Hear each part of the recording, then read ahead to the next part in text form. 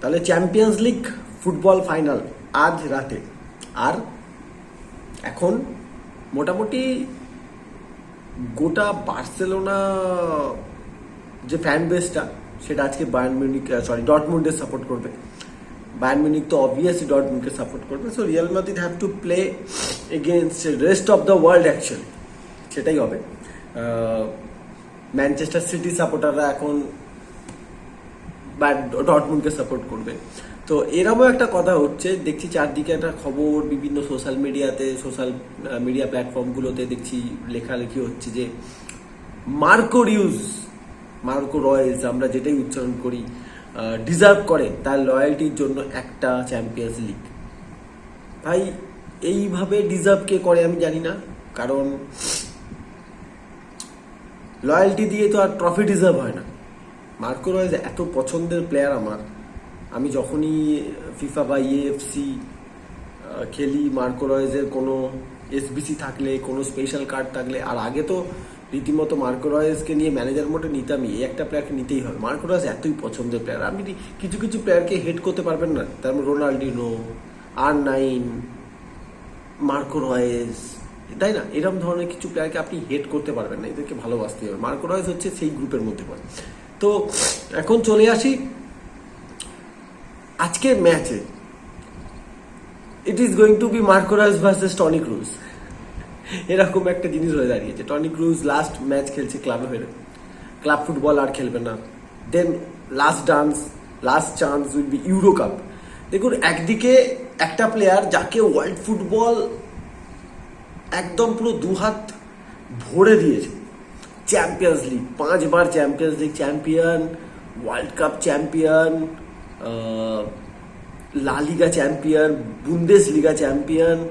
So তাকে ভরে দিয়েছে, he is the legend of the game. অন্যদিকে Marco Reus, no doubt he is the legend of Borussia Dortmund, ফুটবলেরও বিশাল বড় প্লেয়ার। আমি মার্কো রয়েসকে কখনো ওয়ার্ল্ড ফুটবলের লেজেন্ড বলতে পারবো না, কিন্তু এর পেছনে কারণও আছে। দেখুন, এতটা কপাল খারাপ খুব কম প্লেয়ারের হয়।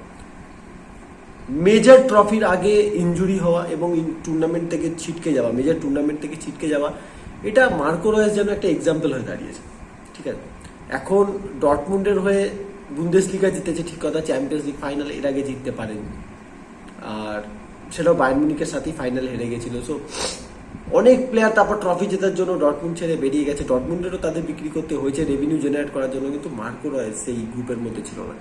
সো কিন্তু এইদিকে প্লেয়ারটা না কখনো দুটো ওয়ার্ল্ড কাপ খেলেছে, সেই দুটো ওয়ার্ল্ড কাপেই জার্মানি গ্রুপের লাস্ট হয়েছিল, দুটো না, একটা ওয়ার্ল্ড কাপ খেলতে পেরেছে। সেই ওয়ার্ল্ড কাপে জার্মানি গ্রুপ স্টেজ থেকেই বেরিয়ে যায়। 2018 ওয়ার্ল্ড কাপ, 2022 ওয়ার্ল্ড কাপের আগে যেখানে খুব ভালো ফর্মে ছিল, ইনজুরি। 2014 যেখানে মার্কো রয়েস জার্মানি ওয়ার্ল্ড চ্যাম্পিয়ন হয়েছিল, সেখানে Marco Royce one of the best ফর্মে তখন ওয়ার্ল্ড ফুটবলে, ইনজুরি। ইউরো কাপের আগে ইনজুরি। তো প্লেয়ারটার সত্যি কপাল এতটাই খারাপ। কিন্তু আজকেও দেখুন, they are going to play the final against a team যারা লাস্ট 8টা ফাইনাল হারেনি।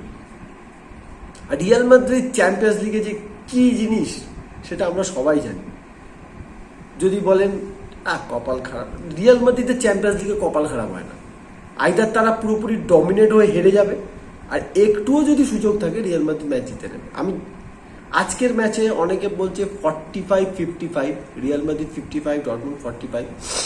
তার একটা কারণ বলছে ডর্টমুন্ড যে ডিফেন্সিভ স্ট্রাকচারটা গোটা টুর্নামেন্টে দেখিয়েছে, যদিও লিগে তারা 5th, কিন্তু গোটা টুর্নামেন্টে মানে চ্যাম্পিয়ন্স লিগে এবছর ডর্টমুন্ড যে পারফরমেন্সটা দেখিয়েছে, গ্রুপেও তারা গ্রুপ অফ ডেথে পড়েছিল, সেখান থেকে উঠে আসা। তো সেই জায়গা থেকে দেখতে গেলে it is going to be a 50-50 match, সেই জায়গা থেকে দেখতে গেলে। কিন্তু যেহেতু এটা রিয়াল মাদ্রিদ আর চ্যাম্পিয়ন্স লিগ ফাইনাল, আমার স্টিল মনে হয় it is going to be 70-30, but বলা যায় না, ম্যাচের কথা বলা। স্যানচো যদি নিজের বেস্ট খেলাটা খেলে দেয়, হ্যামেলস যদি আজকে সব কিছু করে নিতে পারে, বাট স্টিল অনেক বেশি অপশনস আছে রিয়াল মাদ্রিদের কাছে। ভিনিসিয়াস, রড্রিগো, বেঞ্চ থেকে হোসেলু, ব্রাহিম ডিয়াজ, আপনার কাছে ক্রুজ থাকছে, যে আজকে নিজের লাস্ট ম্যাচে যে কি করে নিতে চাইবে আমরা কল্পনা করতে পারছি না। হয়তো সিম্পল থাকবে, বাট সে চাইবে একটা শেষবারের জন্য এমন একটা কিছু করে যায় যাতে ওয়ার্ল্ড ফুটবল মনে রাখবে। এমনিতেও ক্রুজকে মনে রাখতেই হবে সবাইকে। মডরিচ বেঞ্চ থেকে আসবে, আপনার কাছে কামাভিঙ্গা আছে, আপনার কাছে ভালভার্দে আছে, আপনার কাছে চুয়ামেনি আছে, আপনার কাছে এখন থিবো কোর্তোয়া এসে গেছে। এখন হয়তো সেন্টার ব্যাককে খেলবে বুঝতে পারছি না, বাট আমার মনে হয় রুডিগার আর চুয়ামেনিকে খেলাতে পারে কার্লো অ্যানচেলত্তি। আমি জানি না ইধার মিলিটাও স্টার্ট করবে কিনা, কারভায়াল, মেন্ডি। আমি এখন যেটা আমার একটা জিনিস খুব খারাপ লাগবে আজকে, যদি থিবো কোর্তোয়া আজকে স্টার্ট করে তাহলে লুনিনের জন্য খারাপ লাগবে, কারণ লুনিন এই ওয়ার্ল্ড কাপ, এই চ্যাম্পিয়ন্স লিগ ফাইনালটা খেলার ডিজার্ভ করে বস। তো আমার জানি না, আমি কার্লো অ্যানচেলত্তি নিজের আবেগকে আগে রাখবে নাকি ক্লাবের বেনিফিটকে আগে রাখবে। দেখুন, লুনিন, থিবো কোর্তোয়া দুজনেই দারুণ গোলকিপার। থিবো কোর্তোয়া অবভিয়াসলি অনেক এগিয়ে, কিন্তু যেভাবে ক্রাইসিসের সময় লুনিন এগিয়ে দাঁড়িয়ে এসেছে, বিশেষ করে চ্যাম্পিয়ন্স লিগে, আমার মনে হয় লুনিন ডিজার্ভ করে। তো আজকের ম্যাচের ট্যাকটিক্যালি কি হতে পারে, যদি আমরা সেটা নিয়ে কথা বলি, ট্যাকটিক্যালি কি হতে পারে আজকের ম্যাচে। দেখুন, আমার যেটা মনে হয় যে ডটমুন্ড অ্যাকচুয়ালি দু ধরনের খেলা খেলতে পারে। একটা হচ্ছে চূড়ান্ত হাই প্রেসিং, যেটা মাদ্রিদের এগেইনস্টে করা খুব বোকামি হবে, কারণ ভিনিসিয়াস, রড্রিগোর স্পিডের জন্য, বেলিংহামের ফিজিক্যালিটির জন্য। তো প্রথম 5-10 মিনিট একটা ডটমুন্ড ঝটকা দেওয়ার চেষ্টা করবে। যদি প্রথমেই গোল পেয়ে যায়, তাহলে যে ডিফেন্সিভ অর্গানাইজেশন এবারে ডটমুন্ডে দেখা গেছে, সেটা কিন্তু ডিফিকাল্ট হতে পারে মাদ্রিদের জন্য। But still it is Real Madrid. আমার যেটা মনে হয়, রিয়াল মাদ্রিদ ডটমুন্ডের এগেনস্টে কোনোভাবেই হাই প্রেসিংয়ে যাবে না, হাই লাইন মেনটেন করবে না। আইদার তারা মিড ব্লক খেলবে অর তারা লো ব্লক খেলবে, কারণ ডটমুন্ডের কাছে খুব ভালো ভালো কিছু স্পিডি প্লেয়ার আছে, যেমন আদেমি, স্যানচো। তো কোথাও না কোথাও আমার এটা মনে হয় it is going to be a mid block from Real Madrid. Real Madrid চাইবে নিজেদের কাছে যত সম্ভব বল পজিশন হোল্ড করতে, খেলাটাকে ডিকটেট করতে, আর টনি ক্রুজ চাইবে পুরো খেলার যে মোমেন্টামটা, সেটাকে যেন ও ডিকটেট করতে পারে। যদি টনি ক্রুজ আজকে ভালো খেলে, Real Madrid is going to play well, এটা তো কোনো ডাউটই নেই। অনেক দিন আমি বেলিংহামকে গোল করতে দেখছি না, আজকে ওয়ার্ল্ড কাপ ফাইনাল, আবার ওয়ার্ল্ড কাপ বলে ফেলছি ভালো ভাই, ক্রিকেট ওয়ার্ল্ড কাপের সাথে চলে আসে ব্যাপার। চ্যাম্পিয়ন্স লিগ ফাইনালে আজকে বেলিংহাম কি গোল করতে পারবে দেখা যাক। বাট ট্যাকটিক্যাল অ্যাপ্রোচ আমার মনে হয় এটাই হবে, ডটমুন্ড ওপেন যেতে চাইবে না,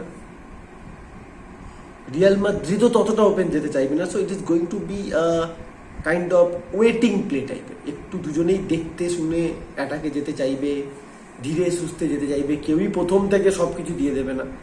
সো লেটস সি কি হয়, and then we will talk about it. ম্যাচটা শেষ হোক। আমার prediction, Real Madrid 3, Borussia Dortmund 1. Sorry Marco Reus, but this is Real Madrid. Bye guys.